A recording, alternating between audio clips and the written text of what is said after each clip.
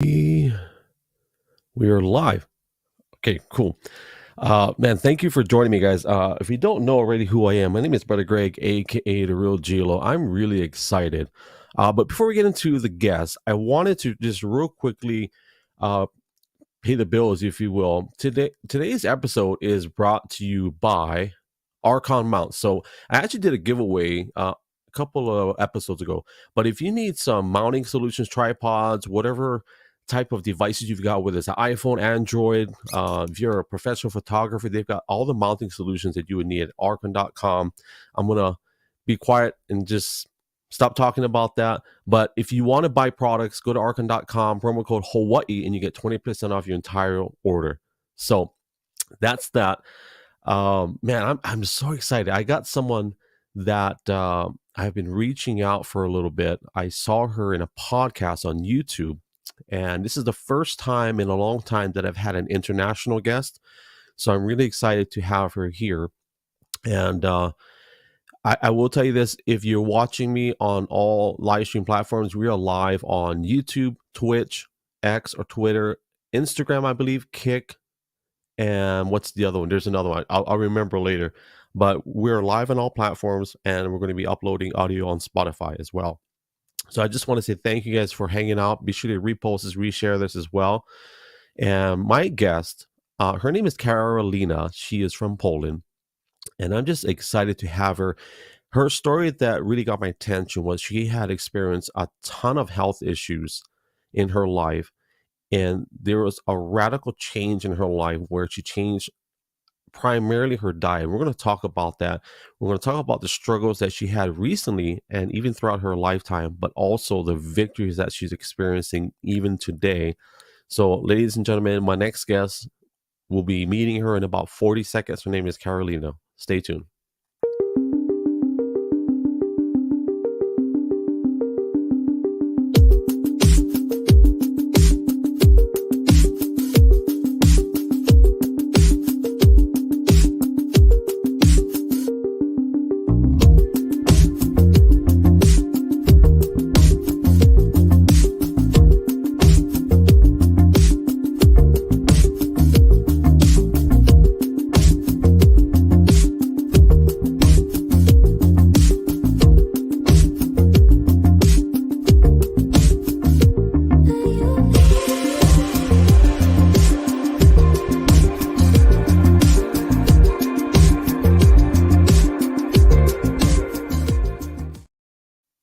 Okay, it works. It's good to see you. Hi. Ladies and gentlemen, if you haven't met Karolina, that's her. It's such an honor and a pleasure. I think we reached out a few months ago. I think during Christmas time. Yes, we did. That was right after I was released from the hospital. Yeah. I'm gonna pop up now. Your Instagram is public, right? Yeah. Okay, so I'm gonna show some pictures. I didn't tell you this, but since it's public, I think maybe you can walk us through. Is this the recent one? So this is from September. September. Yes. Mm-hmm. And don't worry, there's some victory in here. So This is her with the big smile. And now this is in Poland, correct? It is, yes. Yeah.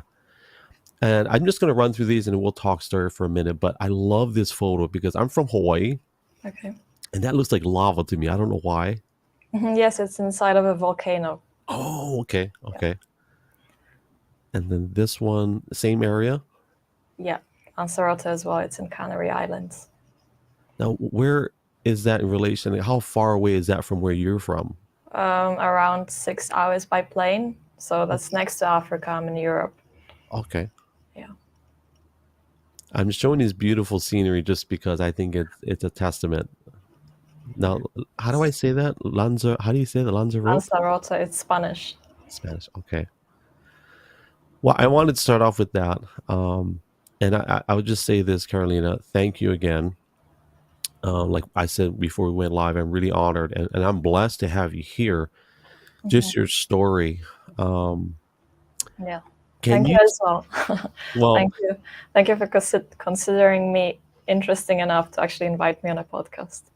Well, I'll say this. In Hawaii, we say aloha mai kauko. But here I always like, how are you doing? And then also eko mai, which is welcome in. Would you mind greeting our viewers in your language? Okay, dzień dobry wszystkim. Witam. That is so. I was telling Karolina, for those that don't know, I was watching YouTube videos. I'm like, how can I tell her hello or greet? And I totally got it all. I butchered it. So, but well, let's get right into it. Your story, from what I caught into, is that you had some severe chronic illnesses. There's a whole bunch I wrote down. I mean, we can cover it later, but CRS, the migraines. When did all these health issues start for you? So it all began when I was a child. So, well, it's difficult to tell. It's complex to tell this story because right now, even now, I am getting some additional informations that kind of make clear what was going on when I was a child and make me pay attention to symptoms that I was ignoring before. So actually, this week, I found out that I already had anemia when I was a newborn, when I was 3 or 4 months old, and I didn't know prior to like the day before yesterday. But I would say the health issues that were palpable to me that I remember started when I was 7, and it started with stomach aches. And the doctors couldn't point to the reason for those stomach aches. They suddenly stopped when I was 8, and then my migraines started. And then I had episodic migraines, meaning like once a week, until I was around 20 something.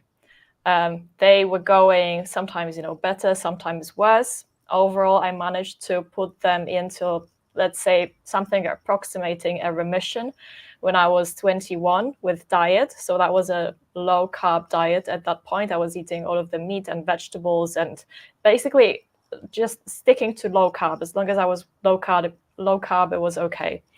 And then I was prescribed the contraceptive pill when I was 22. And this is when all the problems began. And this is when I started getting 30 migraines a month, and I couldn't put a halt to it. So the contraceptive, I mean, my wife has had that, and sometimes the doctors, their thought process is noble, but it's already right off the bat, already coming with side effects. Yeah. Right. So 30 migraines a day. And then when you talk about 30 migraines a day, how long does it last? And we talking about 30, bro, like seriously, how long does each migraine last throughout a day? I mean, it was not ending. Let's just say it was never ending. And how old were you? 20, is it 21-ish? Yeah. And if it was so bad, what made you keep going at that point? To be honest, I did experience pain throughout my life. So it wasn't something new. It was just something that was more intense. And I just, it never occurred to me that it wasn't going to go away. I just thought, maybe it's just like a worse period. I need to figure it out. And so, I looked for solutions. I mean, I looked for solutions probably since I was 14. So that wasn't new. Can we pause on the teenager? So with all those issues at such a young age, I mean, he's starting from way below 10 years old. And how was that for you socially? Like, were you awkward, or were you like the top of the class? How did that affect you just in that formative years? I don't think it did. I think when the problems start so early, don't know anything else. So it wasn't weird for me. I think it occurred to me when I was over 20 that it's weird to be in pain all the time. That's when it occurred to me that people typically are not in pain all the time. So I never really complained, I would say. I never thought it was weird or unusual. I just thought, this is how life is. It never questioned it. You know what's funny you say that? So my oldest son, we had to give him the EpiPen, I think 5 times. So that's the pen that basically saves his life. He was allergic to so if you go into the grocery store, he was allergic to everything that was in the middle of the grocery store, which is basically processed foods. Yeah. Peanuts, obviously peanuts, all that, anything, wheat, eggs, dairy.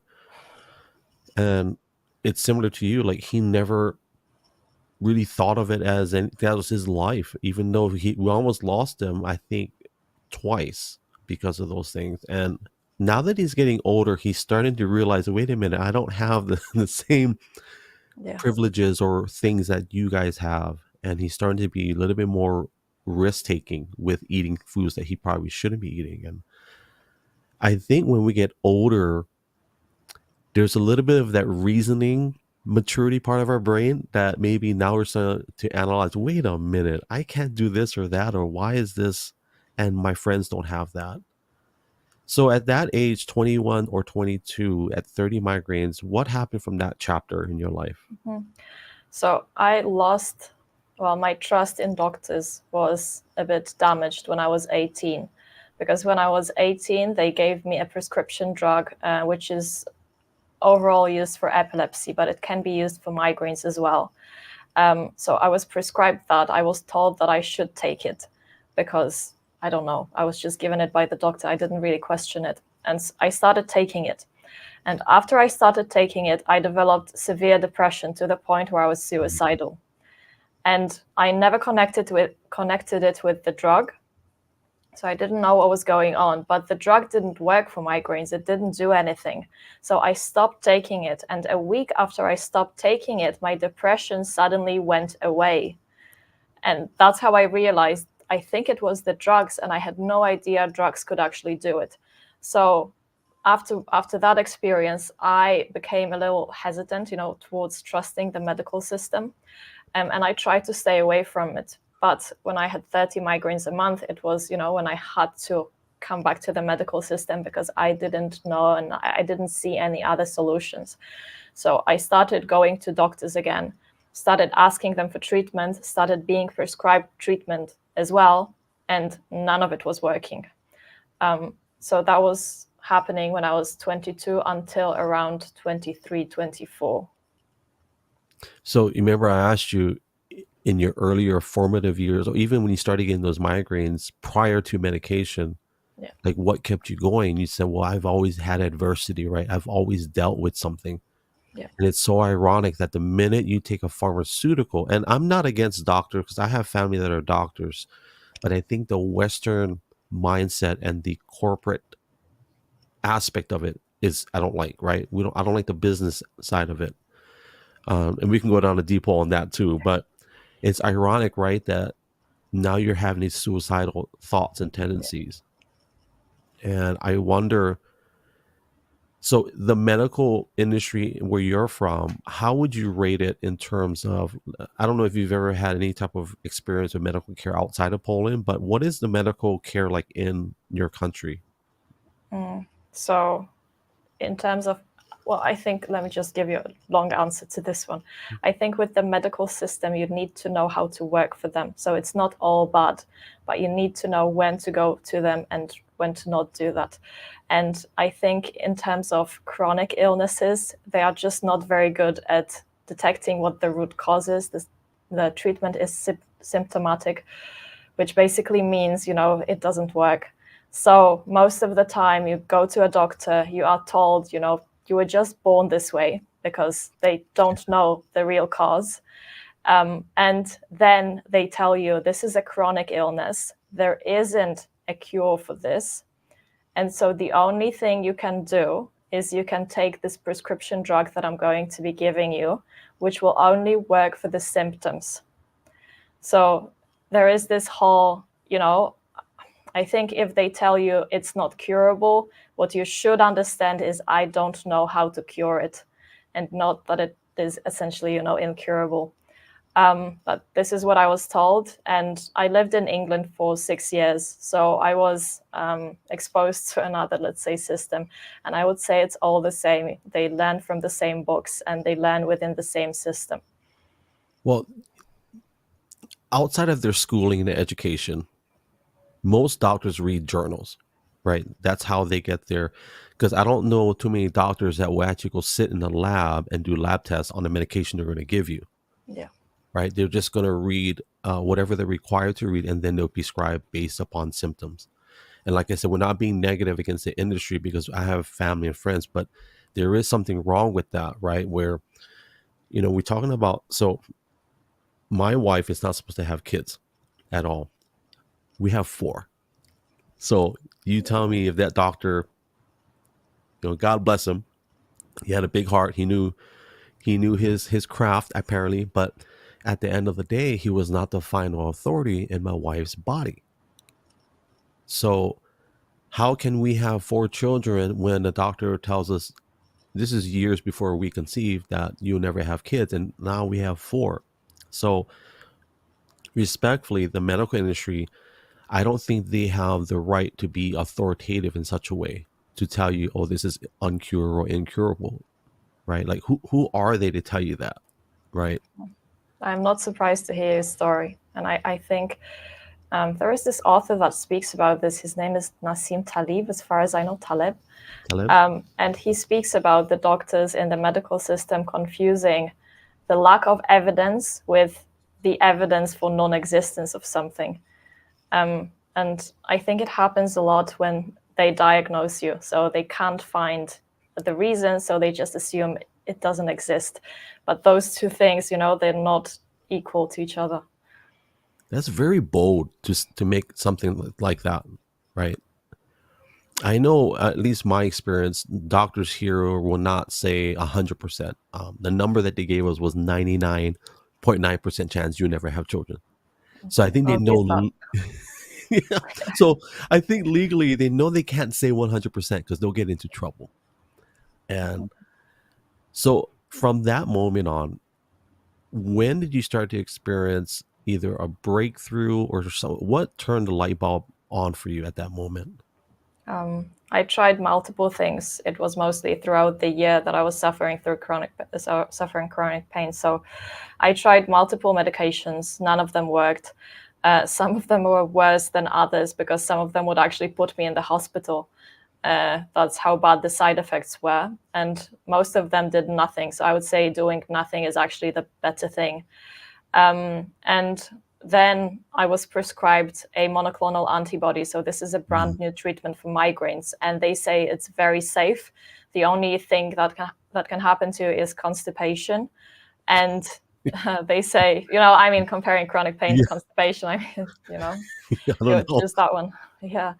And so they tell you it's safe and that it works, and they make it sound like it's a miraculous drug that's just going to fix everything for you. So I didn't know any other solutions, and I decided I would like to go on that drug. And it is true that at the beginning it did give me a little bit of a relief, but also it gave me some light sensitivity and some muscle cramps, and I stopped taking it. Then my migraines got so bad that I ended up at the hospital pretty much every month. And well, not only was it pain, but the doctors at the hospital were treating me like a hypochondriac, Mm. and they didn't want to treat me. So it was, the composition of those two things that made me go back on that medication. I went back on it, and again, it improved a little bit, but not enough. And then I decided I was going to do whatever it takes to get better. And this is when I heard of Jordan Peterson before. Yeah. And I experienced a lot of criticism from people around me because I was so sensitive to everything, and Mhm. people were finding it hard to believe. So it was incredible for me to know somebody who is like me.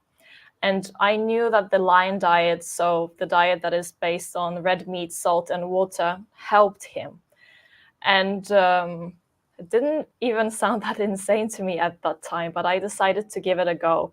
And I thought, okay, I'm just gonna start with red meat, and then I'm gonna reintroduce stuff because I bet I am not as sick as he is or his Mhm. daughter. And so I started there. It's funny because I seen that interview. I think it was Joe Rogan, or one of those where they asked Jordan Peterson, "Wait, what are you eating again?" And he said, "I'm eating meat. Or actually, not meat. He said steak, Yeah. salt, and water." And I ain't gonna lie, Carolina, I was like, "Bro, this guy is crazy." And then I thought about it, and then he said, "But I don't recommend this for anybody." Don't do what I'm doing. This is what I chose to do. And when he said that, he made me want to even try it even more when he said, don't do this. Um, Hmm.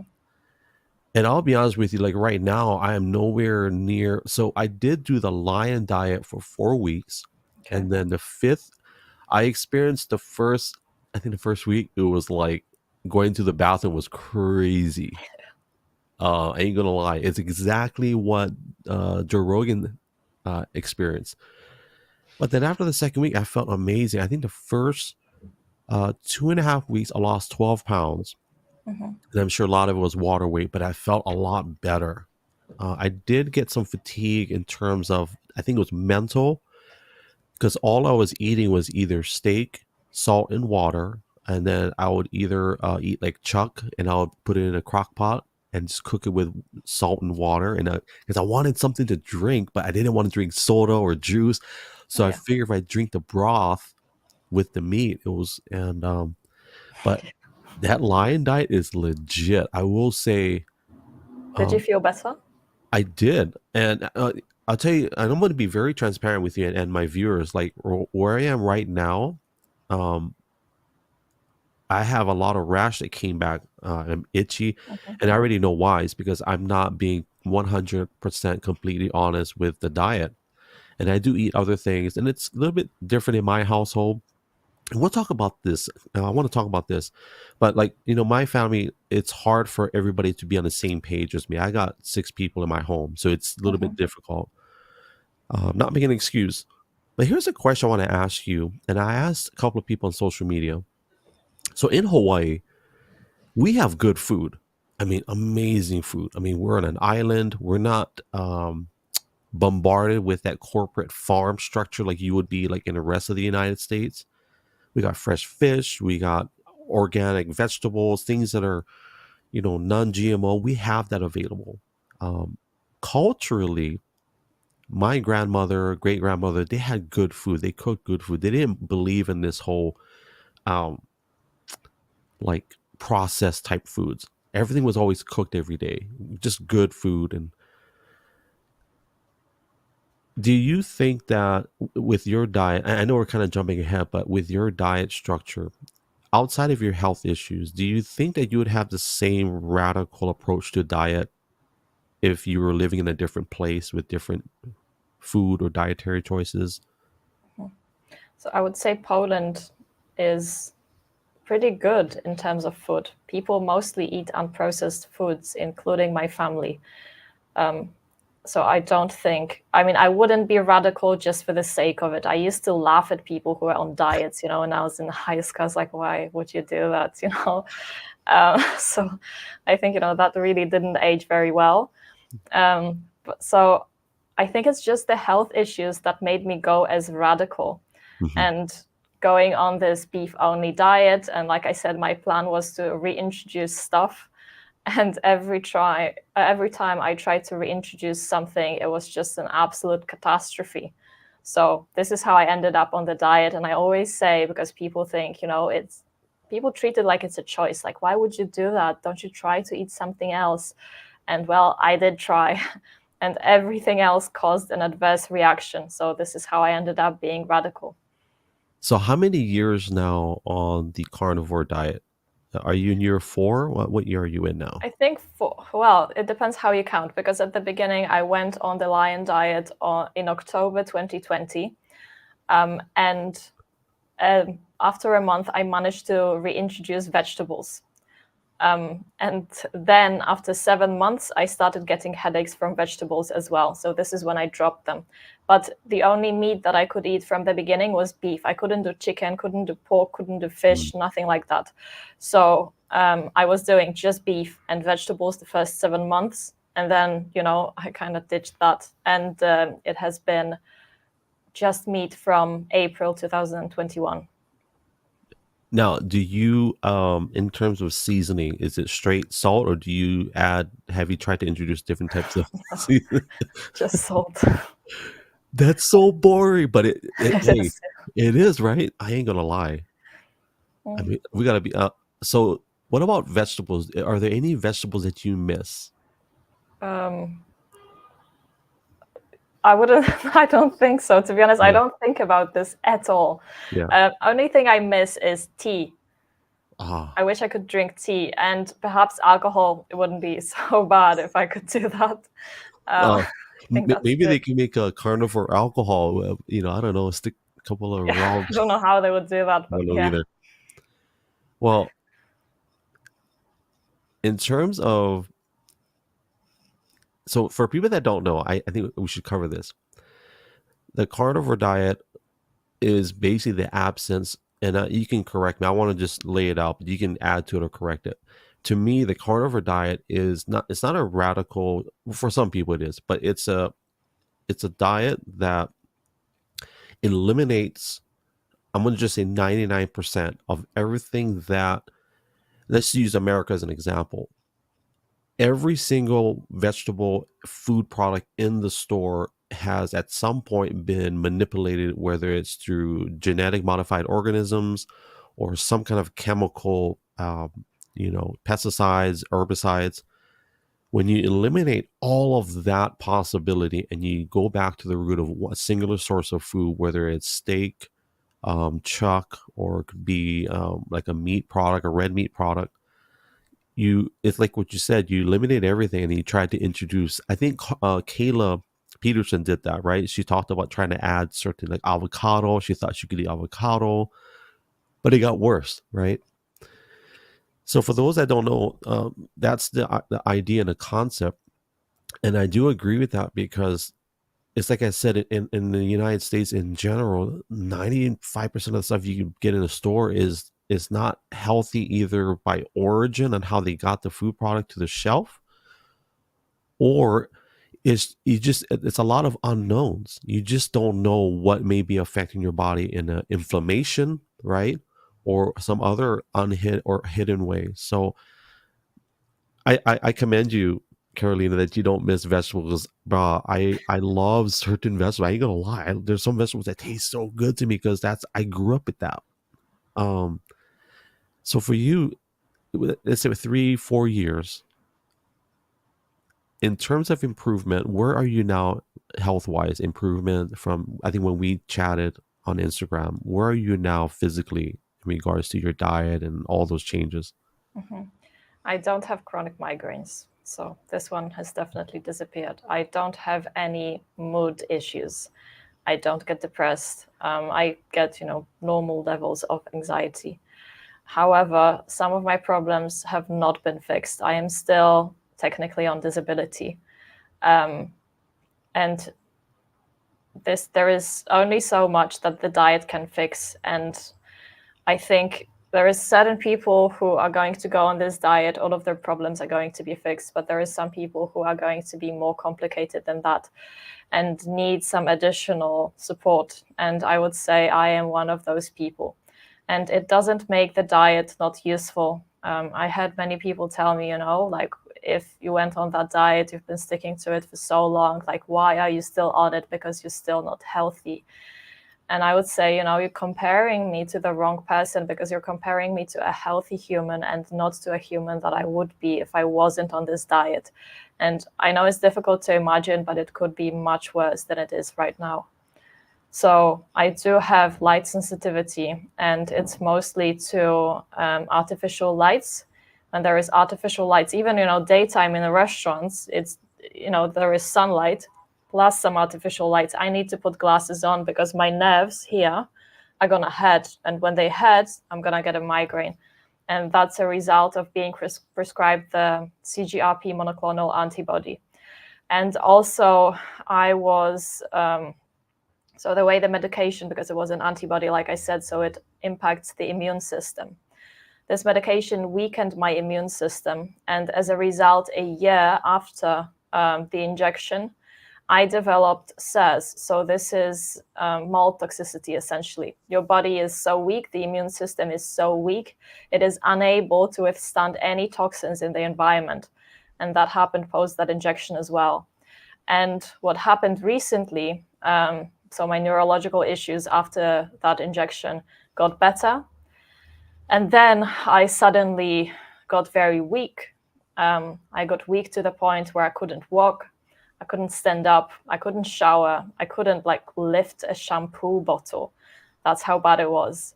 And I ended up going to the hospital. Again, I don't really trust doctors, but for, if there is a life threat, I do go. And I wasn't sure that there was a life threat, but I knew that I felt very bad and I wasn't improving. And I went to a doctor and he said it was a cold. And I just, I stayed in bed and I stayed, and I covered myself with blankets, but it wouldn't heal me. So I ended up going to the hospital and I asked, please just examine, tell me what is wrong, diagnose me. They did a morphology and they discovered the doctor said, well, your blood count is very low. I didn't know how low, but my hemoglobin was at the level of 4.5, which means I had hours to live. So I had anemia. That's another long story. I don't know if we should go into that right now or perhaps leave it for later. But I ended up having transfusions. I ended up making a full recovery in terms of blood. My blood, last time I checked, the hemoglobin was around the level of 15. And when you go to the hospital, they only, let's say, refill it to the level of 8 or 9. And then, your body either starts making its own hemoglobin or it doesn't. So my body did. It's at 15 right now. So I don't have anemia. However, the cause of my anemia is still unknown. So that's CIRS. It's CIRS. Is that Yeah. correct? That's the one. Now that's the one that it affects folic levels. Is it affecting folic levels directly or indirectly? Do you know? Some people who have CIRS experience a decrease in their folic acid levels. It still hasn't been examined whether the reason is CIRS or perhaps the reason is somewhere else. Right now, I think the reason, because I suffered from hemolytic anemia, and this is what the doctors know. So the doctor in the hospital didn't tell me this, and she blamed everything on the diet, which I think was just a very easy solution for her, and it was not true. Afterwards, I saw another hematologist. He didn't know about my diet, and he said that this is clearly hemolytic anemia. And if you have hemolytic anemia, what happens is the red blood cells are being destroyed constantly. And because of that, your body needs much more folic acid than it otherwise would. And that's why it uses up all of the folic acid in your system. So my question was, does mold have hemolytic tendencies? So if you have mold in your environment, would it cause hemolysis and as a result cause folic acid deficiency? And I recently read some science papers saying this is possible. I don't know if this happened in my case, and I actually found another solution which I think is much more probable than this one. But I would say it is possible that mold influences or at least it reinforces that process in your body when it is happening for another reason. Do you know what type of mold? Because I watched a video on your Instagram. Like, what type of mold did? They said it's Penicillium or Aspergillus. So those, let's say, strains can do that. And especially if you have also Staph aureus, which is a bacteria. So the bacteria would reinforce the hemolytic tendencies of those strains of mold. So with that deficiency, now, if I'm not mistaken, folic acid is very important to like hair, skin, and nail health. If I'm not mistaken, I'm not sure about that. but so no issues with your hair during that time. I think so. That says also so the two things that says typically causes in people is problems with thyroid, and also a lot of the time it causes PCOS. So that's the comorbidities of CERS. I have both. And my hair did fall out a bit more than usual Yeah. when I got the low thyroid, essentially. Then it kind of stabilized. Then I went to the hospital and my hair wasn't falling out. I went out of the hospital and like half of my hair fell out and it stopped again. And I think it was PTSD, to be honest. Okay. So, you know, And I imagine they wanted to prescribe you with a whole bunch of other medications to address those things too. I'm sure. oh yeah. I mean, but for PCOS, I'm not sure if there is anything. Perhaps, contraceptives as well, but the gynecologist that I saw said that he wouldn't give them to me, luckily. Now, Uh, what's PCOS? oh, that's a polycystic ovary syndrome. Oh, okay, okay, yeah. Yes. That's what the birth control medication would be for. Yeah, I think I'm not Or sure if they would do contraceptives, that. yeah. However, he did say specifically that he wouldn't give that to me, so I'm You grateful know, for that. the whole contraceptives, birth control medication, for some reason, it's like a magical coverall. I feel like when it comes to doctors, like they think it'll just. I don't. I'm not a doctor, so as a disclaimer, family, we are. Oh, I'm not a medical doctor. I'm not sure if Carolina is a medical No. doctor in secret. But I tell you this, I'm impressed. We can kind of go sideways for a second.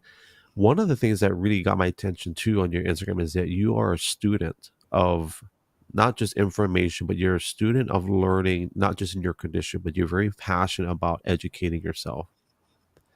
What do you, how do you research your conditions and all those things? What do you use to figure out all that stuff? How do you learn all that? That's probably the main question. Yes. So I would say I work with three sources primarily. So one of them is still doctors. Sometimes they can be useful, but you need to know how to work with them. The second thing, and to be honest, I think this one is the most important, is being connected to people who are sick as well, because Mm, those people do a lot of research and they can help you. And I would say it's not people who are sick, but people who achieve better results than the ones stipulated by their doctors. And this is the people that I try to be in contact with. And sometimes, it happens when you're dealing with chronic illness. I mean, you lose hope, you give up. And those people tend to be the ones to get me back up. And in certain situations, they're going to send me a paper because I no longer have the strength to do the research on my own. Or they're going to say something that is going to be like, okay, let me just check this one thing. And I would say it did happen like 3 times in the times when I most needed it. And so the third place where I take information from is directly from scientists. And I think this is much better than going to the doctors. And then I do go to the doctors, but this is mostly for acute things, for life threats. Basically, if there is any type of work that needs to be done, like getting referrals, getting transfusions, getting antibiotics, I go to doctors, but I need to know prior to going to the doctor what is wrong with me. And I definitely do not rely on them for, the conceptual stuff unless it's really kind of easy. Without, it sounds a little bit contemptuous, but I feel like doctors really aren't good with dealing with chronic illnesses. Now, there was a study, I think it was you. Was it you? The Harvard study? Might have been. Yeah, I think it was. They did a. It was kind of like a voluntary study. I think that's. I Yeah. think yeah, the voluntary one. I think was it 2000. I can't remember. I think it was 2000 I people. think it was 2020, if we 2020. speak about the same one, about Yeah. the Oh yeah. carnivore diet. Yes, the carnivore. Yeah. And do you remember the details of that study? Yes. So 95% of patients improved, and they improved in a multiple of conditions. And some of the improvements were quite striking. So I remember the improvements were in cardiological illnesses, in urological illnesses, neurological, in diabetes. It was incredible improvement. I think 92% of people who had type 2 diabetes went off of insulin, which is pretty uncanny, and a variety of other conditions. And pretty much, I think 90 something percent of people reported that they simply felt better, had better energy, better health.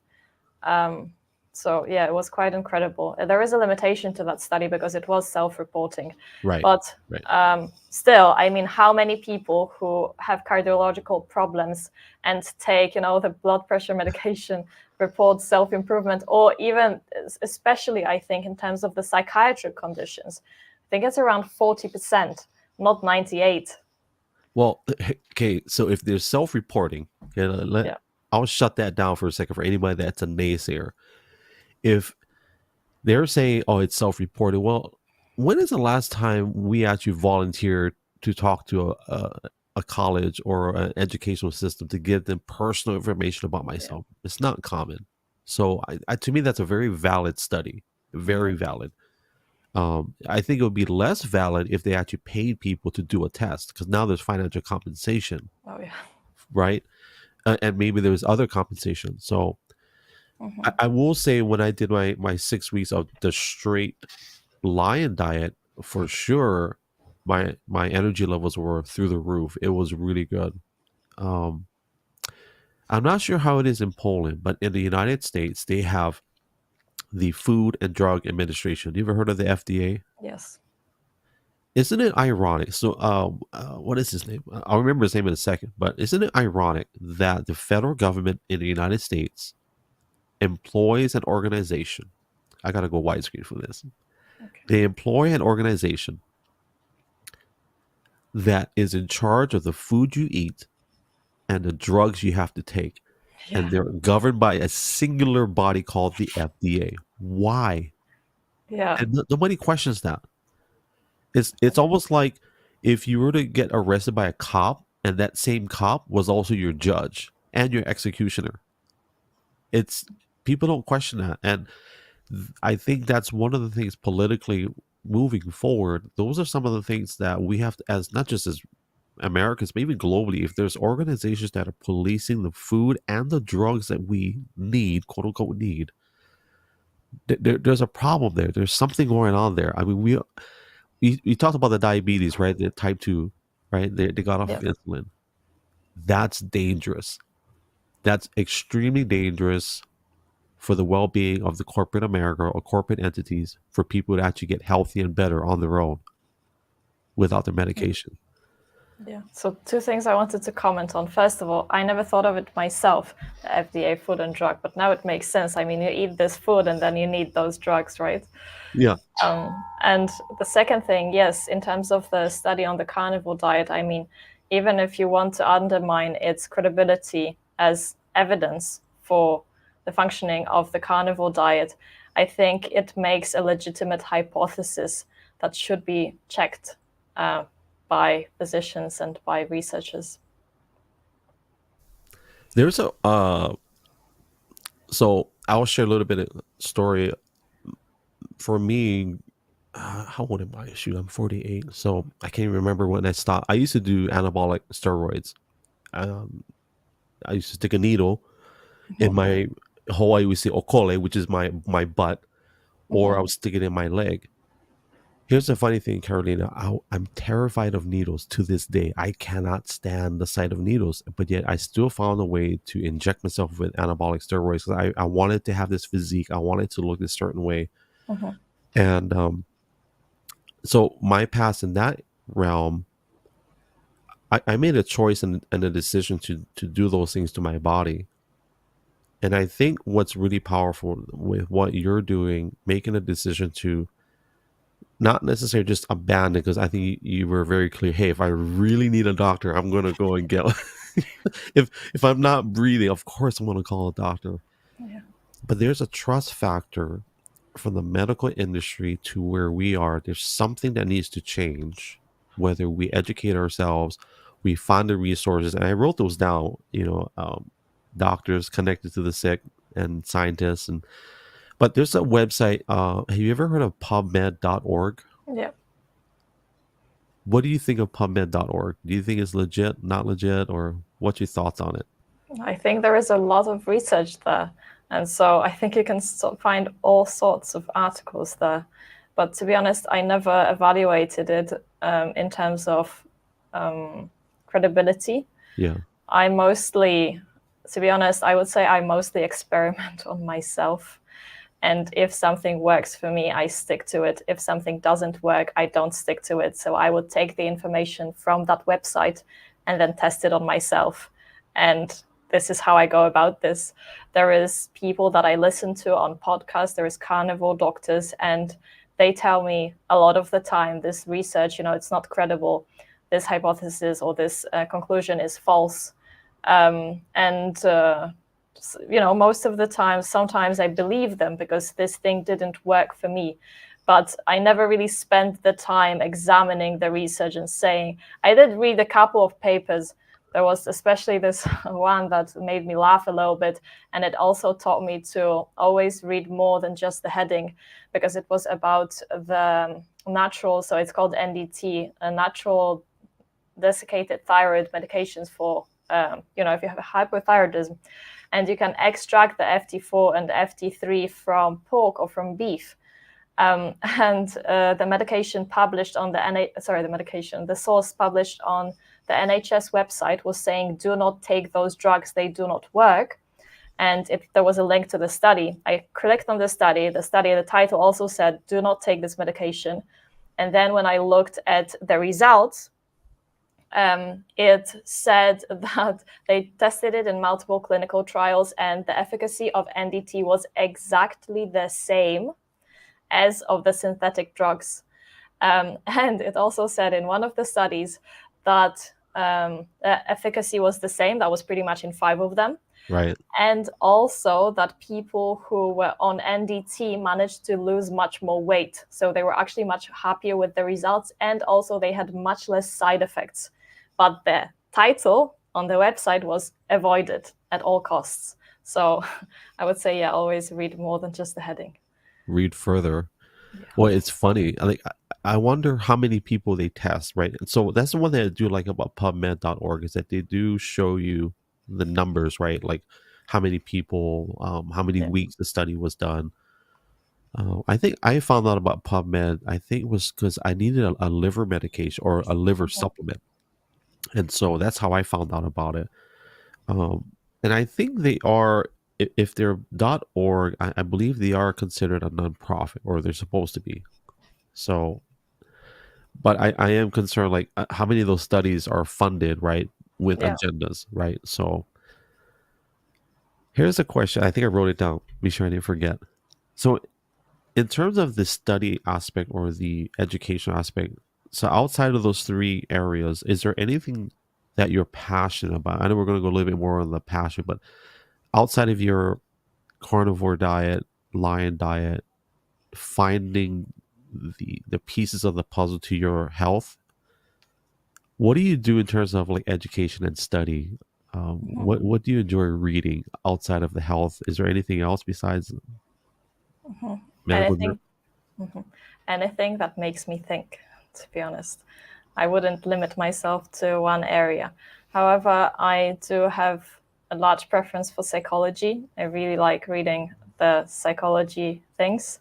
And here, Jordan Peterson would obviously be an authority in that topic. Apart from that, philosophy. I really enjoy that when you read a philosophy book, every sentence, there is a meaning, there is a reason why every single word was put in a sentence. And I enjoy that aspect of it very much. I feel like I get a dopamine hit every time I understand a sentence. And in philosophy books, it takes a little bit of effort to understand every single sentence in the book. So that's a lot of dopamine for me. And apart from that, I enjoy reading about economics as well. And I would say it's mostly because it's so far away from who I actually am. And I feel like this is an area where I should develop, because essentially I wouldn't be too good at it if I didn't work on it. So I read about that as well. I'm going to call you out on a word. Okay. So I feel like the word dopamine has like gotten so much popularity lately. And I was telling my wife today, I said, what is up with this word dopamine? Like, I don't know. When I was a kid, growing up, the word was adrenaline. So, and we're talking about being big on words. So, how would you distinguish adrenaline versus dopamine? That's a good question. I think, isn't adrenaline a threat response, something that motivates you, when you go into the fight or flight mode? That's adrenaline is the thing that's going to make you fight. And dopamine is pleasure. Yeah. So the opposite of pleasure is pain. When you feel any sort of pleasure. And you don't have to be in fight or flight. I think you cannot be in fight or flight, in fact, to experience a dopamine hit, because you need to be rested. That's a very good point because I don't think jumping out of a plane I would feel dopamine. I think it wouldn't be Yeah, pleasurable. It would be like, oh my god, I'm gonna die. You yeah. know. I mean, maybe there is some dopamine to it as well, but I don't know. I would mostly link it with adrenaline. Yeah.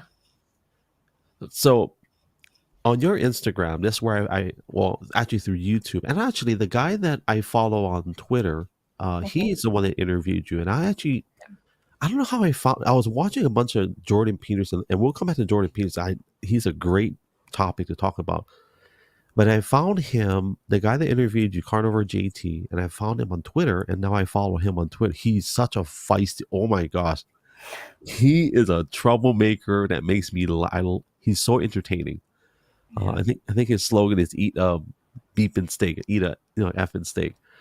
Um, but it all started for me, and I think was that Jordan Peterson interview, and in a realm of psychology. So I actually had two psychologists that I've been so fortunate to interview here on my podcast.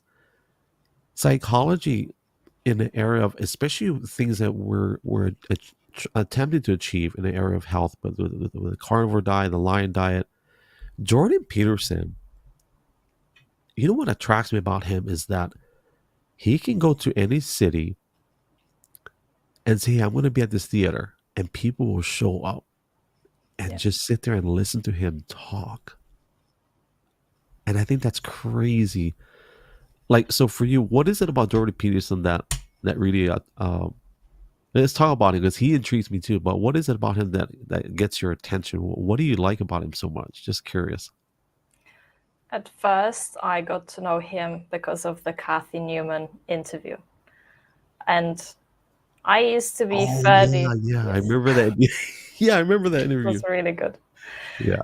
Yes. So when I was a teenager, I never really, naturally, I never was really into feminism.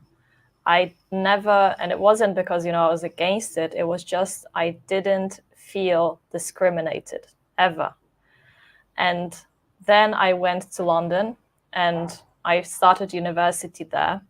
And I believe Jordan Peterson also speaks about, the role of universities in kind of, educating people on the political topics. And I studied business management.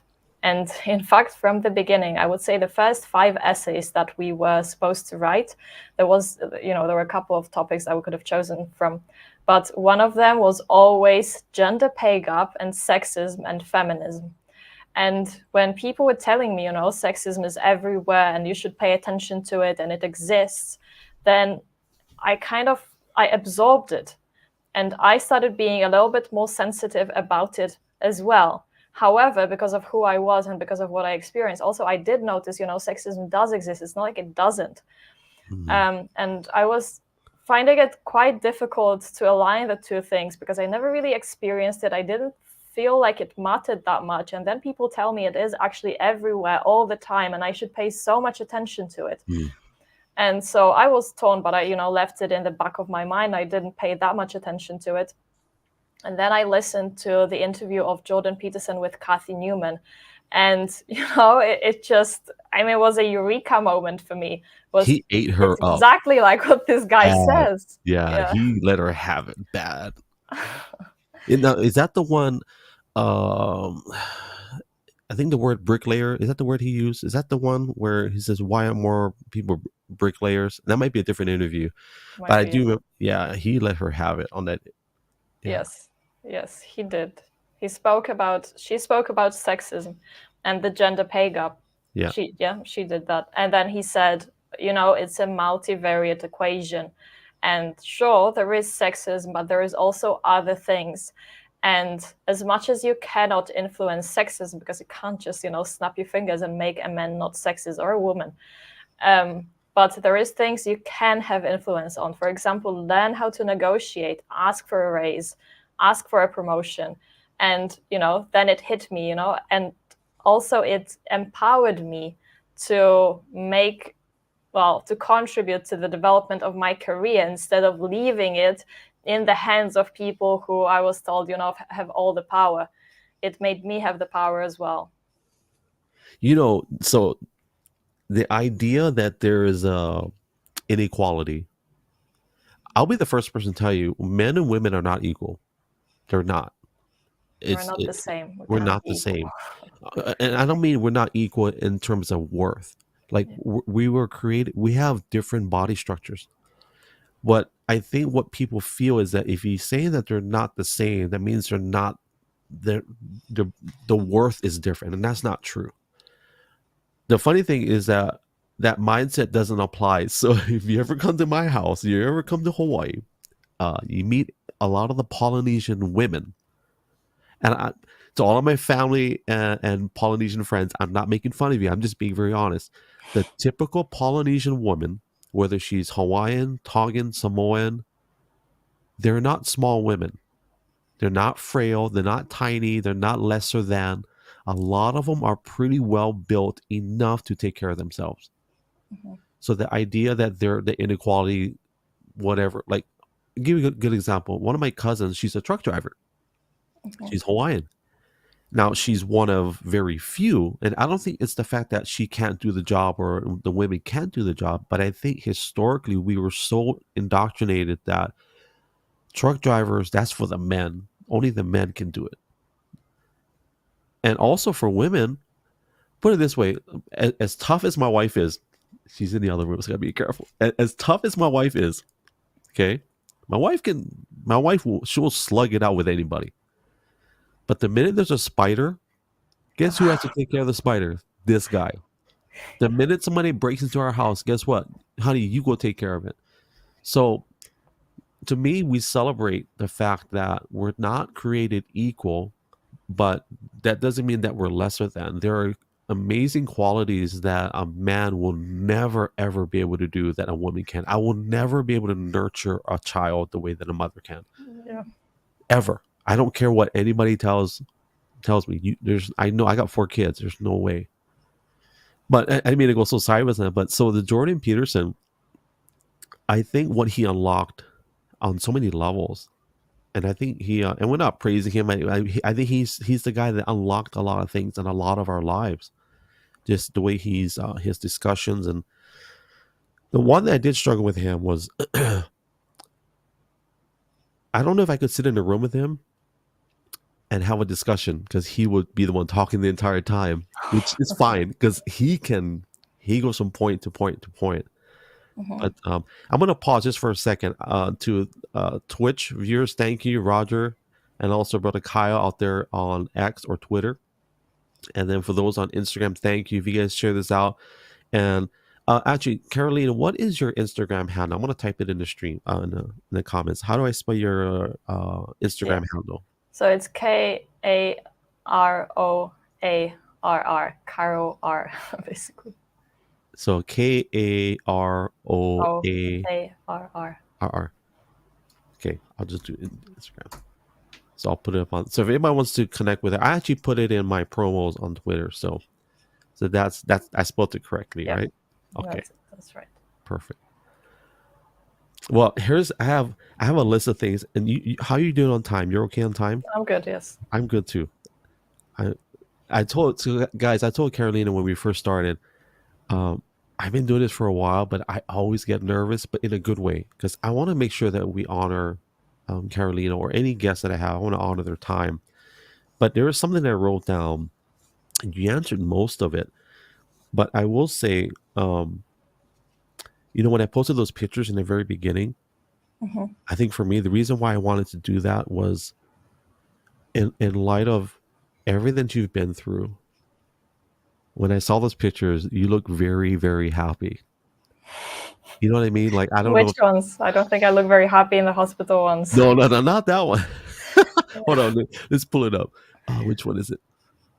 Well, I thought that one. I mean, to me, this is cool, and I think I have the other picture. I didn't put it up. There's a couple of other ones where there's one you did a dance on your Instagram. Oh, yes. Yeah. Here's another question. when you post up those videos on Instagram, because for me, obviously I can't understand the Polish ones, but the English ones, has anybody ever reached out to you in a positive light, like, "Hey, thank you for putting this out there," or have you gotten any, or how about any feedback, negative or positive, on your Instagram? On Instagram, I mostly get positive feedback. And I do tend to get a lot of messages from people either asking me because they struggle with health themselves. I do get some messages of people saying, I love your content. I love that you post this kind of stuff. And it does mean a lot because, when I post this stuff, I don't really think it's so amazing or anything. So I do appreciate somebody finding it useful. It's never my presupposition that it's going to be amazing and great for somebody.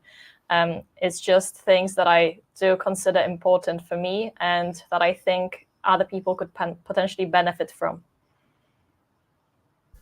I ain't gonna lie to you. I don't know if you, I don't know if the lights amplify it, but I get emotionally very quickly. Just my family, we've been through a lot of stuff, and when you share your story, there's a few times where it, even now, just thinking about it, I think what's powerful, Carolina, is that number one, you're transparent, and you're willing to share hospital photos. You're willing to share struggles. There's not a lot of people that do that. Where Instagram. That's how I found you, but everything's glamour. Everything is like filters, right? Tons of filters. Um, but I think it's powerful that you're sharing your story, and you remind me of, there's a YouTube channel. You ever heard of Ribeye Rach? No. She's a carnivore as well. She had this great recipe. It's also buko. You ever heard of that meat? It's the beef shank. So It sounds familiar, but I'm not sure what that I is. think it's the leg of the cow, and they cut it in a cross cut, and so there's Okay. little nuggets of meat, but there's the Mhm. bone marrow inside too, Okay. Yeah. and so I you can. like bone marrow. It's good. Yeah. Oh my god. So, as a matter of fact, right now I'm we're making homemade beef tallow, so I got Yeah. it in the oven.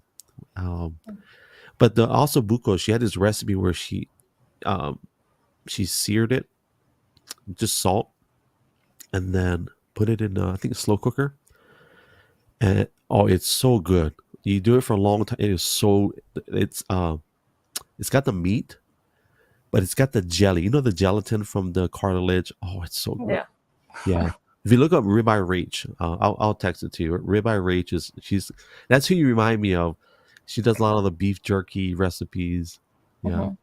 Hmm. Hey, let's talk about food, because I'm about to get hungry. What are your favorite recipes or things that, if you Favorite have recipe. anything? Yeah, not really recipes, but Yeah.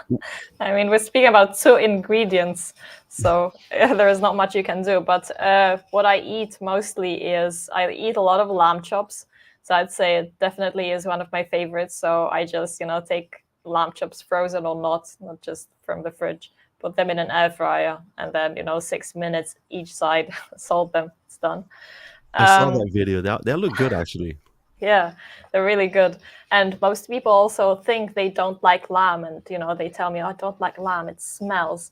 But then they try my lamb chops and they change their mind. It happened to me many times. So that's one of the things. And I also like ribeyes and mostly Black Angus. If I have Black Angus, that's amazing. I love it. And mostly when it's grilled, but from an air fryer, it's fine as well. And what else? One very weird thing that I like is I like veal burgers, but Ooh. I like to make them and put them in the fridge and then eat them really cold. So that's something that I like. And I feel like it tastes a little bit like bread if you haven't had bread for 3 years, because veal essentially has no flavor to it. Yeah. So, yeah. And veal can be kind of crumbly, yeah, when you cook it, if there's not enough fat content, or Yeah. yeah. Yeah. Um, do you eat pork? No, No never. pork. I have very, very bad reactions to pork. I Okay. wouldn't touch it. No. Do you think it's the pig itself, or do you think it's the way that it's processed? I think there is multiple reasons for it. So one of them on the line diet to eat ruminant animals. So ruminant animals have this part of their digestive system that is called a rumen, and for whatever reason, the meat that you get from this kind of animals is just it contains less substances that can potentially be toxic, because how it is being digested is just getting rid of all of those toxic substances. And so porks or pigs do not have it. So that's one reason. And then the second reason is I think they are fed not very well. So I think they use, I'm not sure, I don't want to be to lie here, but I think they might feed them some stuff that contain those processed oils, and then you get those oils in the meat and things like that. I don't know, but I do know that I get insane migraines if I eat pork. Well, they are dirty animals, so it Yeah, doesn't help that they're dirty animals. I wonder if you had a pig from Hawaii that all it eats is guava and grass. grass. I wonder because I have no idea. I always, there's an honest question. Like, so when I was, so in the Big Island on Hawaii, that's a very volcanic soil, Yeah. and I had this beef. We call it, I think it's Parker Ranch steak, and so it's grass fed. So for anybody that doesn't know, grass fed beef, typically when you cook it, or even before you cook it, the fat tends to be a little bit more yellow. If it's Mhm. grain fed, it's white. I didn't like the flavor of the grass fed for some reason. I don't know why. I Yeah. really like grain fed, but I wonder health wise if we should be very deliberate on which type of beef. Have you experienced any type or done any experimentation on the type of beef that you consume? Yes. Sometimes consciously, sometimes not. Overall, I listened to an interview with Rob Wolf, so that was right before I went on the carnivore diet. And he says that he made research on it, and that in terms of nutrition, whether it's grain fed or grass fed, it's going to be the same. However, and I don't know what they feed it with, so that's the problem. But if I buy food off of a Polish supermarket, Polish beef, sort of the cheapest one, but I'm talking about ribeye still, I can't digest it. I'm not gonna get a migraine, but I cannot digest it for the life of me.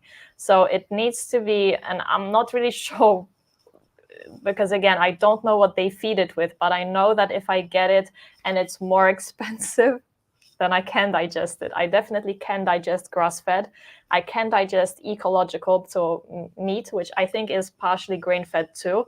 But this like Polish cheap meat, I don't know what they give to those cows, but I cannot digest it. Joe Rogan did a great podcast. Yeah. Can't remember the name, but they're ranchers. They are regenerative farmers, Yeah. and so they have it was him and his daughter. They talked about beef in the United States, and I'm going to throw a fake number because I can't remember, but it was like 80% of the beef brought into the United States. It's not even from the United States, but they're allowed to label U.S. beef because if they get a cow from Venezuela, they bring it into the country. If they process it in the United States, cut it up and package it and add value to it, then they can say it's U.S. beef. Okay. And so we're talking about origin and safety and what's the word efficacy of the quality of the beef, right? We're talking about if the beef grain fed, grass fed, will it affect autoimmune conditions, migraines? Well, it is concerning, especially in the United States, when you don't even know where your beef is coming from. And number two, there's so many designations. You've got grass fed, grass finished, you've got grain fed. Good night, you going to sleep? Okay, love you, son. So you got grain fed. Uh, so there's so many different formulas of how they make your steak. It's crazy. They're not legally required to be 100% honest about it, Yeah. right? So it, we're talking about so many variables. And so you talk about the cheap steak, you can't digest it, but grass fed, right? I Yeah. totally agree with that because it's like, what the heck are they feeding these cows? We don't know what they're feeding them. It to me, it's like if I have a ranch, bro, I got a timeline. Let's get this cow fat, get them to the butcher, hurry up, let's feed them with whatever Oh we got yeah. to feed them, right? That might happen, but I still don't know what that is. And I even tried to ask. I have some a farmer in my family, but he mostly has pigs, and I tried to ask him, but he wouldn't tell me. I think it's some sort of like a formula for pigs, so perhaps it's a similar formula for beef as well. So it's something processed. I don't know. Maybe you should have him raise a couple of cattle and you just get it from him. Then we get it, the Yeah, source.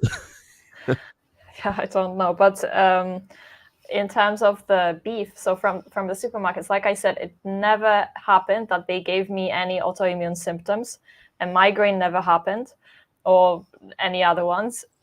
Only problems with digestion. However, I did have problem once when I got mince, and I was getting insane migraines from it, and I think they were mixing it up with pork or something else. I don't know. It was probably pork. So I am actually able to detect that, and that happened once. Sometimes the fat. I saw a video where they'll mix the meat with various fillers, right? Oh, maybe. And so sometimes they'll use certain types of fillers, like what's the word? Like Sometimes the sulfates. sulfates, and then sometimes connective tissue from other animals, and it makes it more.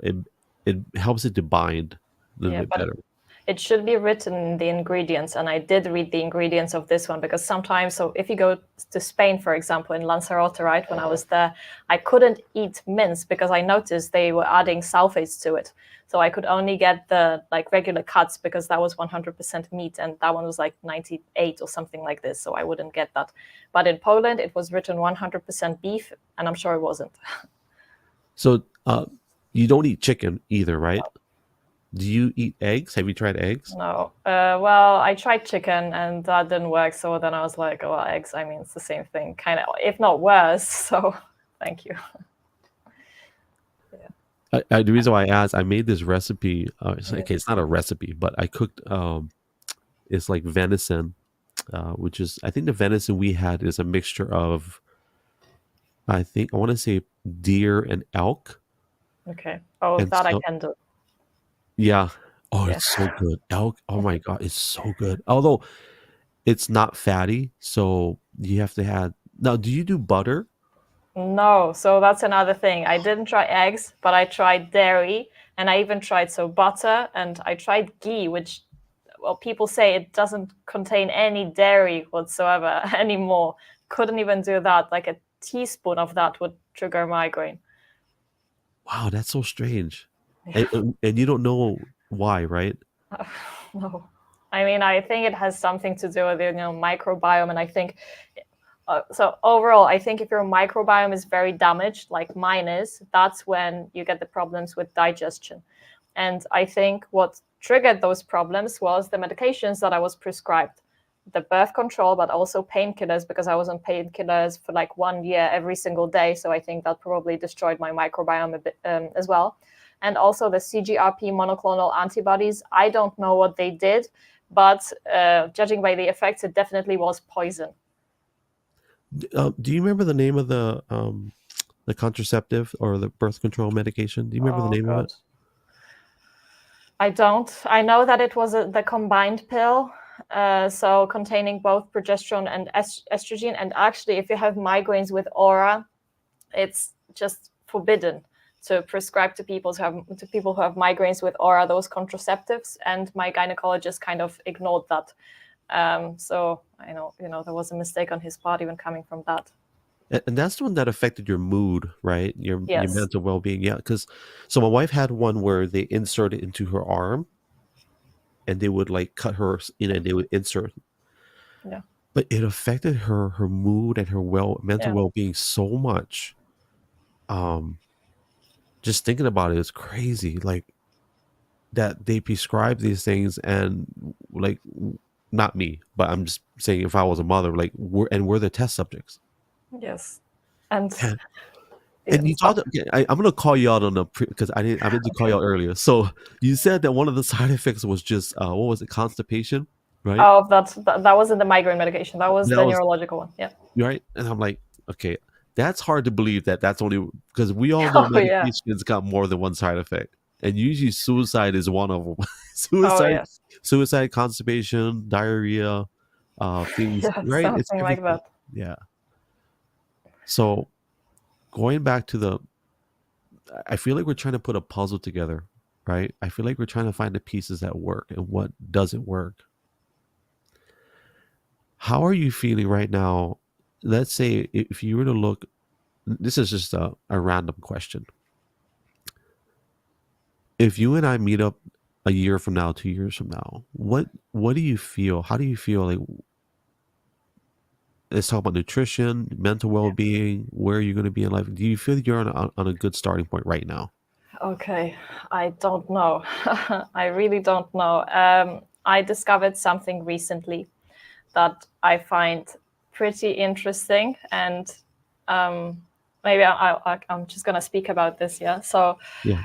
I went out of the hospital, and like I said, I had this anemia of an unknown cause.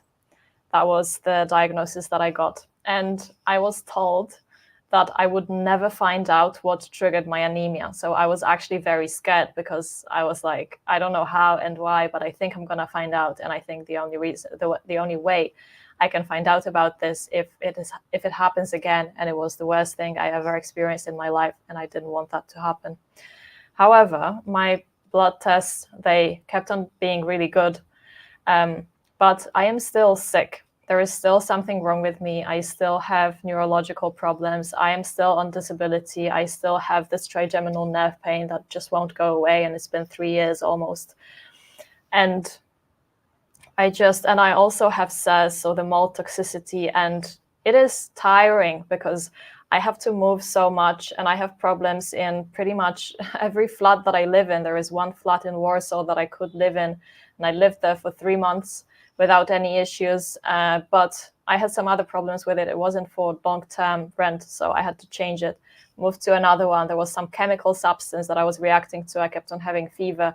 I moved out. I am in a hotel now, and I'm planning to stay here for a year. But I discovered there was mold in my dishwasher, actual living mold, because somebody left a paper instruction inside. It was damp, and so when I pulled it out, there was actual black mold on it.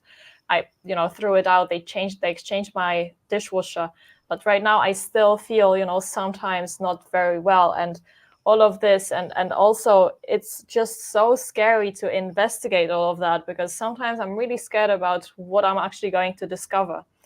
But I spoke to a friend of mine, and she is ill as well, and she's doing really a lot of research.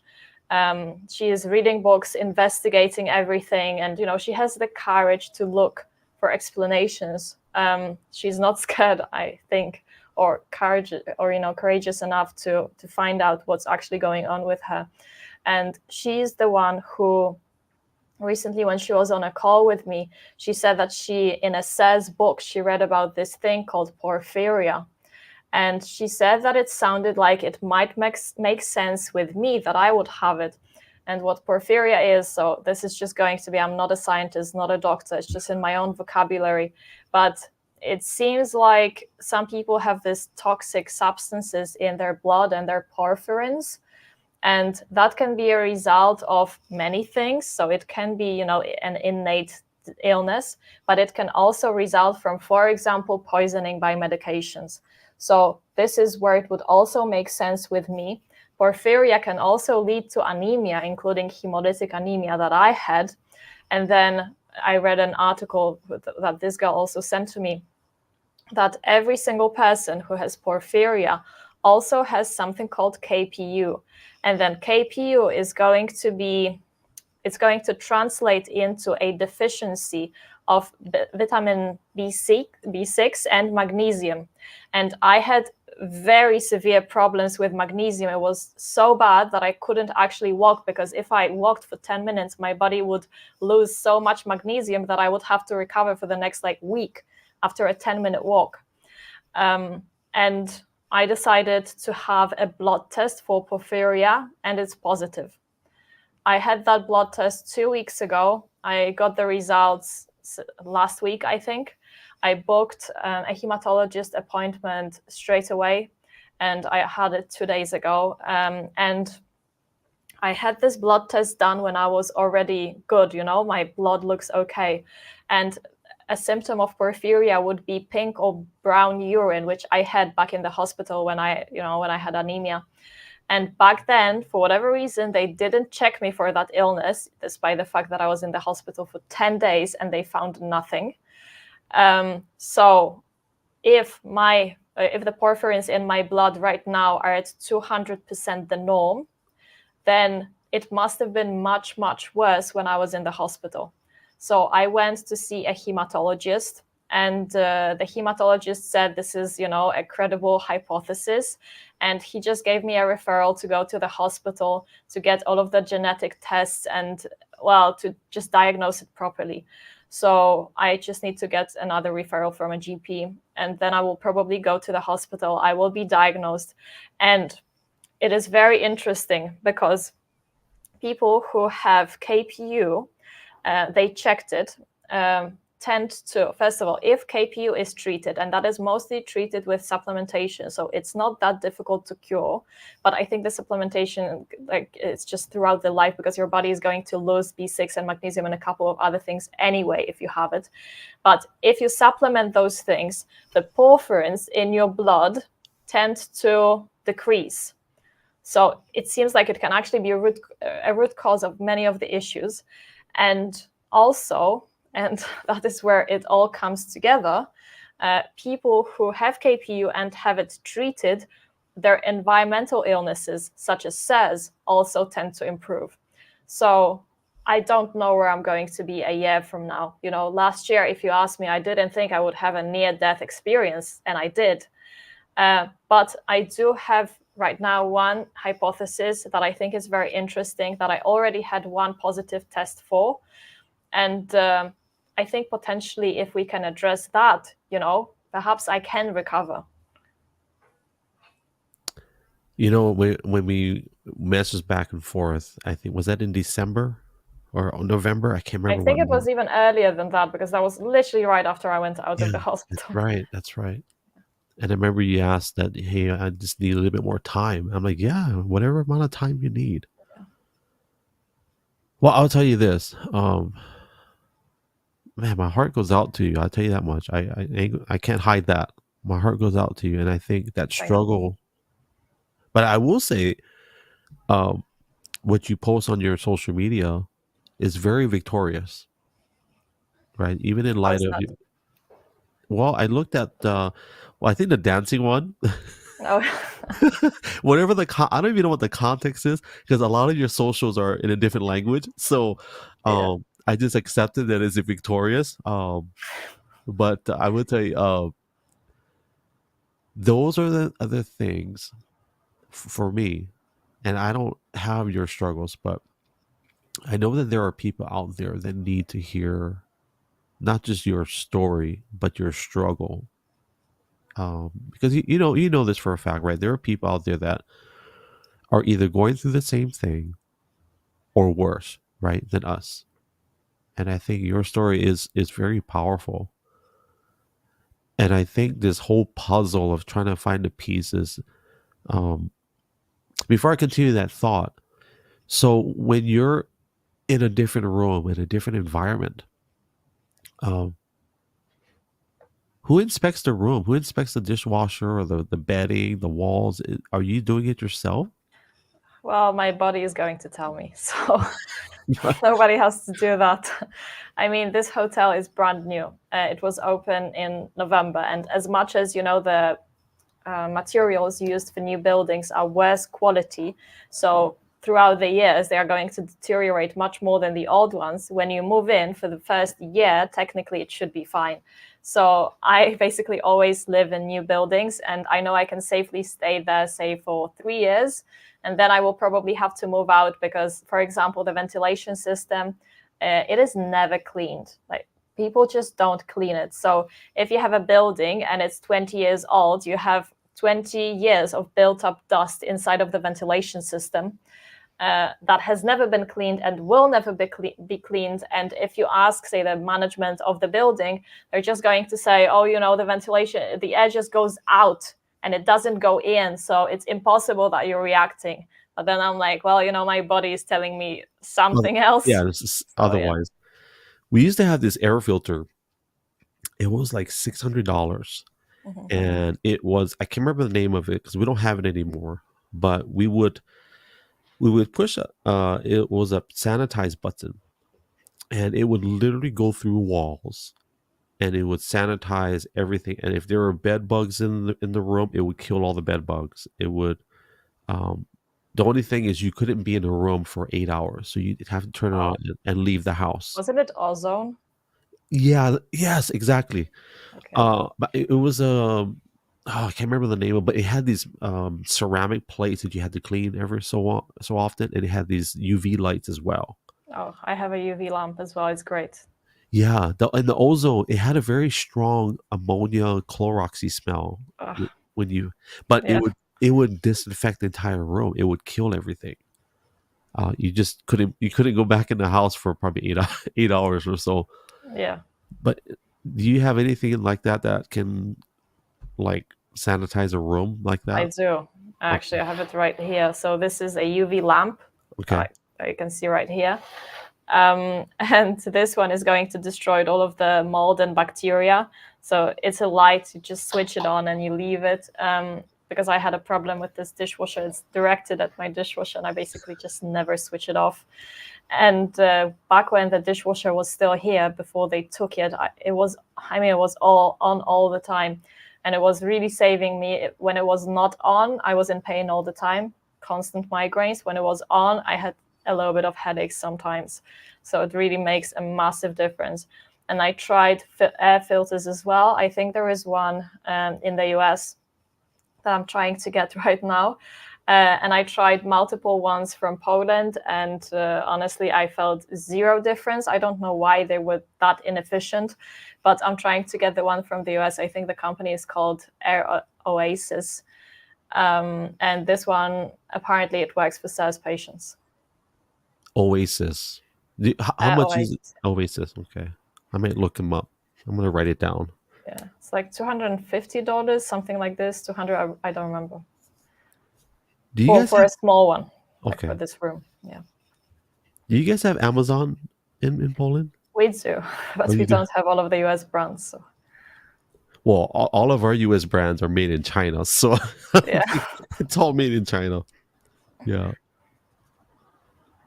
Well, what's the next chapter for you?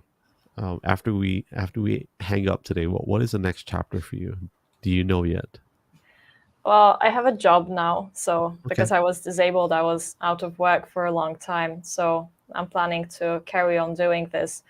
And I think I see that in Poland, the awareness of the health awareness overall isn't very developed. So I think I would like to aim at, bridging the gap.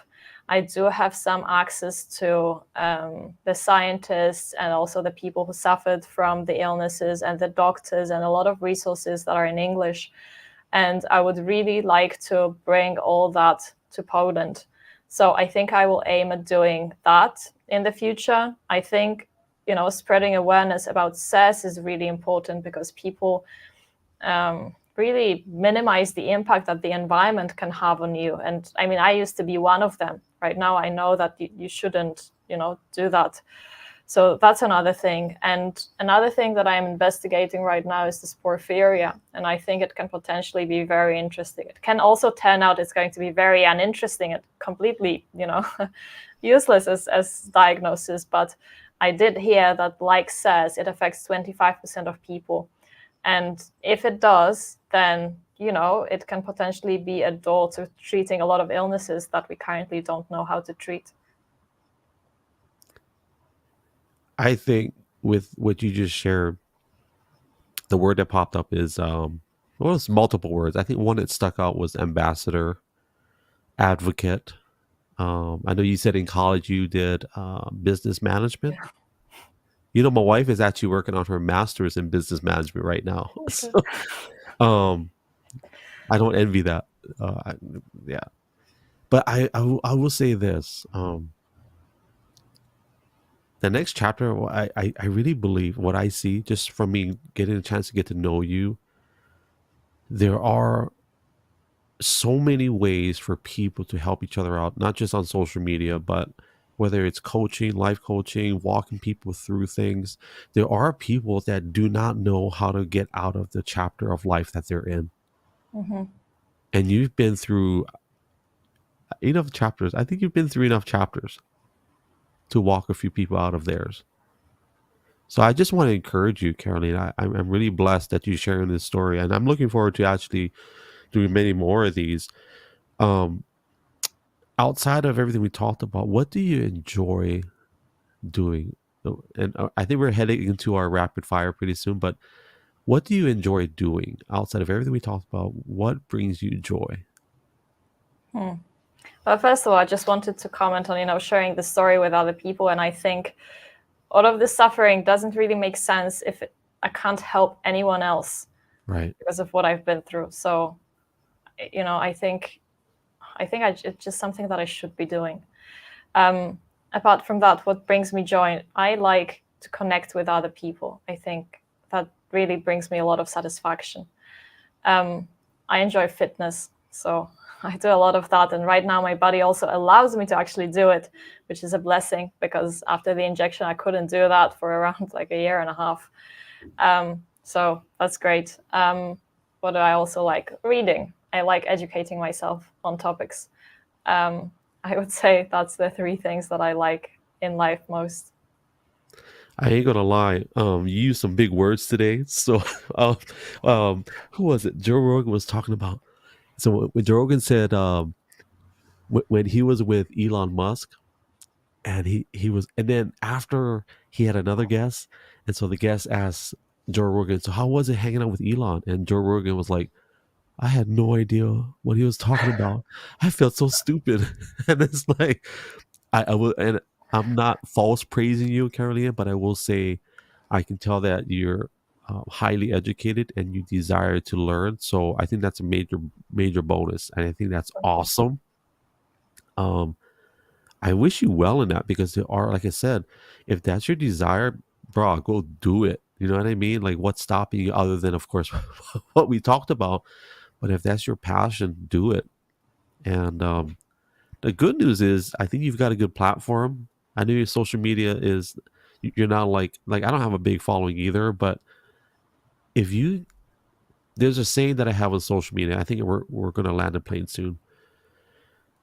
Is in the chase of these numbers. So I'm on these groups on Twitter X, and a lot of these groups where our people are constantly chasing the big numbers. You know, I want to get 100,000 followers. I want to influence 10,000 people a day, whatever. But I want to encourage you and anybody that's watching is that never. So I'm not sure. Do you play music by any chance? Or I play instruments, you mean? yeah, do you play Wow. instruments? So I in learned music, the flute in primary school, but that didn't go very far. I'm a musician as well. So in music or singing, they have this it like what we call time signatures. So there's like a beat, right? Like 1, 2, 3, 4. So let's say a 4, Yeah. and we know that there's just timing. And you can apply this to life, but Mhm. one of my great friends who's a very successful singer, he said, never lose sight of the one. Whenever you have a beat, always come back on a one. 1, 2, 3, 4, 1. And he says, no matter where you go in the song, always remember where that one is. And I use that analogy, Carolina, to social media where we get so caught up, I think sometimes as content creators, that I want to get a big reach. I want to have the big numbers. But you said earlier that most of your feedback has been good and positive. Well, on Instagram, Well, not on yeah, on Facebook. Instagram. And there's going to be that one person that's going to say, thank you so much for your story. And I think that's powerful. That one story that's so important. So I think this is a good landing spot. And I think if you're down, I want to do this again, but we'll do some focal points to talk about something, maybe some heavy issues, maybe political. I would love to get into politics with you one day, maybe creative stuff. Sure. Um, Anything you want to share before we do rapid fire? Well, I have a question to you that I wanted to Yeah, ask. sure. Go ahead. I'm always curious with people who, are relatively healthy. I mean, what sparked your interest in the carnivore diet? Um, that's a good question. So when I was bodybuilding Yeah. at the peak, I was eating what you would consider healthy, right? Well, not you, but just in general. You know, lean proteins, moderate carbs, just healthy, non-GMO, or as much as possible. I was consuming, I think, at most 5,000 calories a day minimum, but I was still losing weight. And part of it is because I was doing, I was doing drugs, doing anabolic steroids. So your body, the testosterone levels were so high. I was consuming a lot, and so my body was a direct reflection of what I was putting into it. I had this desire to look good physically and big and buff, whatever. But I got away from that. And I'll be very honest with you. I got to a point where, man, I look terrible. My stomach is like bulging, and it still is now, but not like how before. But it all changed when I saw that Jordan Peterson interview. That's when it started for me. It's like, okay, that sounds crazy. I watched Joe Rogan talk about it, and then he had a couple of doctors come on his show and talk about it. The one girl was really good. I can't remember her name. And that's when it started for me. Was okay. I have, in my house too, with the health condition with my kids and my wife, and I told my wife somebody has to. I'm going to glamorize it, okay, but somebody has to lead the way, and that's where it started for me. And it's like, okay, I'm going to try to make some changes, and that lion diet, I'm going to keep preaching, is legit. Like, now, I'm not going to be one of those guys that attacks other people that don't have the same, mindset as me. But I will say that the lion diet, which is beef, salt, and water, I would encourage anybody. Obviously, do your research, but I would encourage anybody to give it a shot and just see what it does. And I think that's where it started for me. Um, but being real honest with you, I'm not 100% honest with it all the time. I struggle like anybody else. I love. I ain't gonna lie, bro. I love Red Bull. Red Bull is my drink. My God, I love. Oh my god. But it's so bad for you, right? I know. But Yeah. what I Well, mean. I mean, I actually I really don't like it. It's just so difficult for me to imagine. But and that's a good place to be. I wish I could say that, but right now, Red Bull is in my brain. Drink me, come and drink me. But I hope that answers your question. There's just a lot more layers to that, I think, but that's Hmm. the core of it. You know. Yeah, it does. Thank you. Well, let's do a rapid fire. Are you ready? Sure. Yeah. Money not an issue. Oh no, wait. Actually, first question: why did you do this podcast with me today? First of all, I think there's a lot of people who send me messages on Instagram and a lot of people who directly ask me about my story and about what happened with me. I prefer when people include a little bit about themselves when they ask me this type of questions, because there is so many things that happen to me. I can't tell the whole story to everybody who's asking, and also, it has some emotional impact on me as well. So I thought, and this is why I'm also uploading videos on Instagram, I thought it's much easier to tell my story to one person once, rather than respond to everybody who's messaging me with the same story over and over again. So that's why. Money not an issue. Where would you live? Australia. Ooh. Is there a desired cut of beef that you desire overall? A ribeye, especially those really fatty ones. Yeah, the good marbling. Yeah, definitely.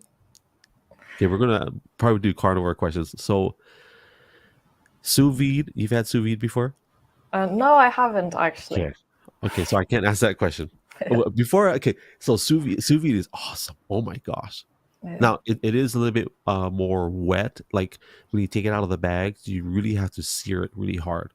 So, Mm. um, okay, so here, I gotta adjust the question. So, Yeah. do you prefer grilled steak or pan fried steak?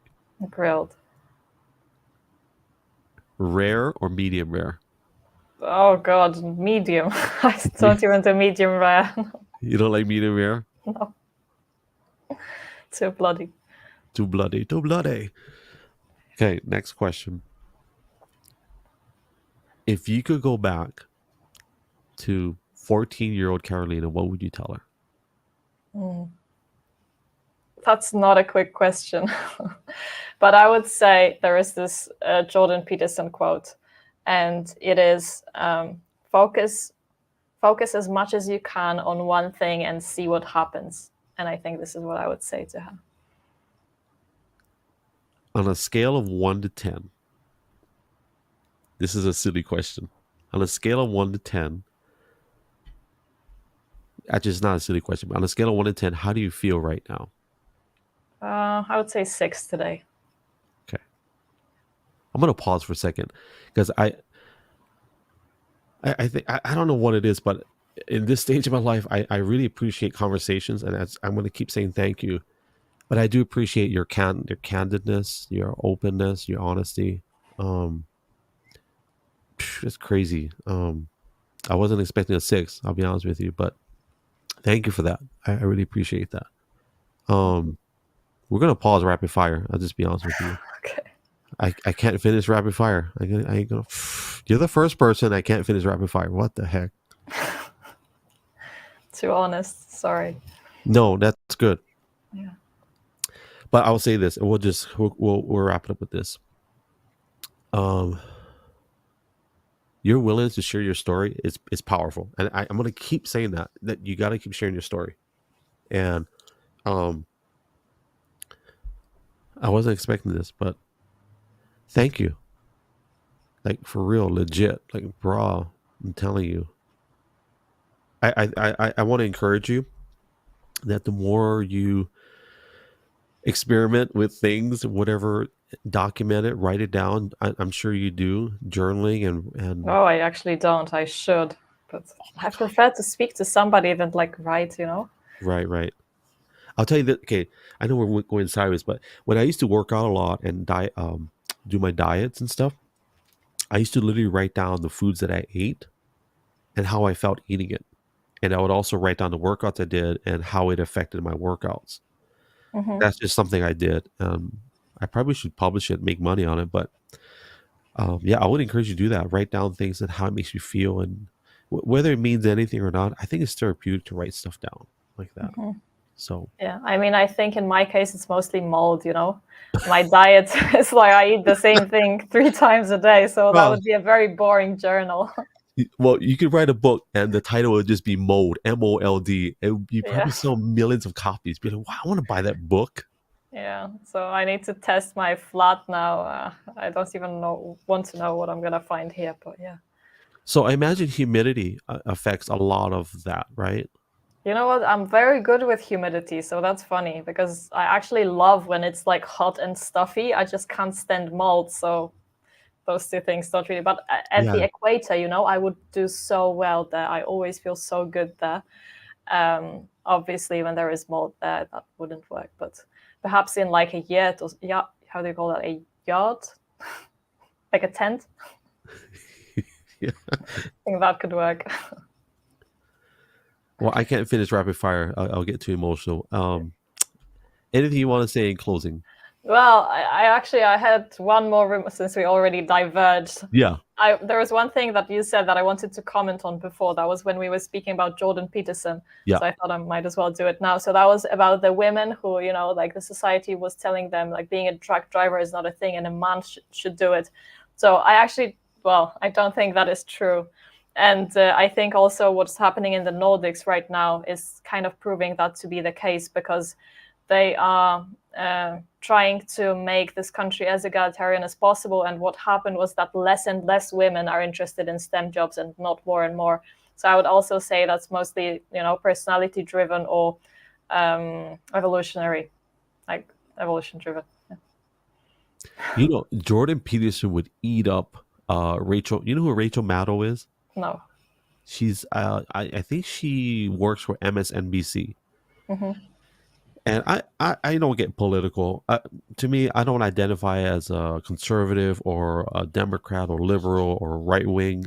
I just identify. Look, people say, "Hey, Greg, has your political identity changed since Trump or whoever?" I said, "No. I don't identify with a politician. Yeah. This is how it works. The politician identifies with me. If their values don't align with me, they're not getting. I'm not going to vote for them. Okay. I don't identify with you. You identify with me. You work for me. I pay taxes. You work for me. So, but Yeah. anyways, Rachel Maddow is one of those newscasters who um, was totally opposite of Jordan Peterson, and she made a comment that the pay disparity right between men and women.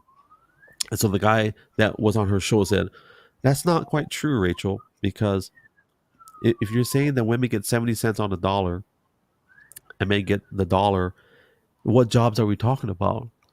How many hours a week are we talking about?" And traditionally, men work more hours per week than women, and women typically. This is just in the United States in the study. So the data that she was using was to misconstrue on purpose of really what's going on. And I think we talk about that with Jordan Peterson. I think I would love for him to get a Rachel Maddow show and just lay the smackdown, if you will. Yeah. It was really good when he was doing those interviews where people were kind of attacking him because he's just so good at handling attacks. It's incredible. He's transparent too. Yeah. Like, It's honest. and he starts crying too. I'm like, what the heck? That's real stuff right there. Yeah. He practices what he preaches, and I think that's why I just like him so much. I think you have a better opportunity of seeing him than I would because he actually does a lot of visits abroad. Well, he's from Canada, if I'm not He was mistaken. in Warsaw. I did go there. Okay. Yeah. We should do a show one day where we just talk about that stuff, and we can talk about the other stuff too. But we will get Sure. a lot of heat. A lot of people are like, "What are you talking about? You can't." Yeah, we probably. I do tend to get a lot of heat. Yeah, that's true. Well, thank you very much. I Thank want to you for do my having me. closing remarks. And so if anybody wants to follow her on social media, this is her user handle. It's Karoarr. How do I say that? Or is it just a word? I mean, Oh, it's just something I. it's Karar. Yeah. It's Karar. So her username is Karar on IG. That's how you spell it. And I'll do all the promos on social. So Karolina, I want to say my goodbyes, but when the live stream ends, we'll still be in a back Okay. office, and I want to say my final goodbyes and just say my thank yous. So Okay. Thank you very much for having me. thank you, ladies and gentlemen. Thank you for watching. Those of you that have been on the live, thank you. On the replay, thank you. Make sure you follow her on all socials, follow her story, and if you want to support her, reach out to her. Disclaimer: she wants to make sure that you're honest and transparent. Don't just start saying all kinds of crazy stuff to her. So it's Kadar on IG. But Karolina, thank you. Appreciate you. And we'll chat in just a minute. Thank you. Family, I just want to say I appreciate you hanging out. This is the first time I wasn't able to finish my rapid fire questions. And for whatever reason, I don't know if maybe it's late here for me, but I will say that Carolina was very open and honest and candid. And I really appreciate that. That's why I do these podcasts. I don't do it for any other reason other than to learn and hear stories. And Carolina, by far, is one of the best storytellers I've had. Not fake storytellers, but real stories, and I appreciate that. So, on behalf of my family out here uh, on this side of the world, thank you for watching. As I always say, family, be sure to repost this, share it out, follow her on socials. Once again, her socials are Karoarr on Instagram. Family, as I always say, love you guys. God bless you guys. Ahui ho, aloha, and mahalo. Yes, sir. Chew.